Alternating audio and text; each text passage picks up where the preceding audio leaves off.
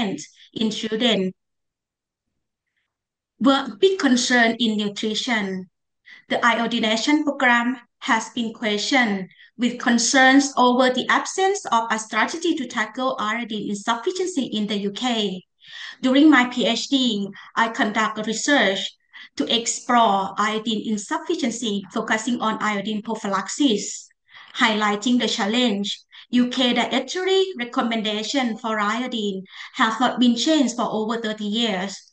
Since iodine is absorbed in duodenum, over 90% of dietary iodine is excreted in urine.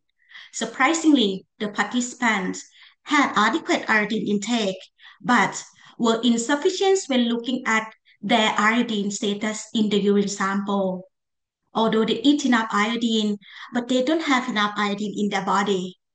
Our systematic review have confirmed that thyroid volume is linked to iodine status.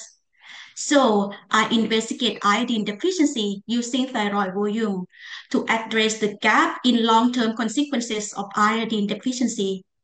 I use ultrasound technique for thyroid scanning in the front neck of each participant. Thyroid volume indicates chronic iodine deficiency, while urinary iodine reflects acute iodine deficiency. Indeed, they have adequate iodine intake and status according to their thyroid volume. The implication of thyroid volume might be used for monitoring iodine status with real-time outcomes without laboratory work for epidemiological research.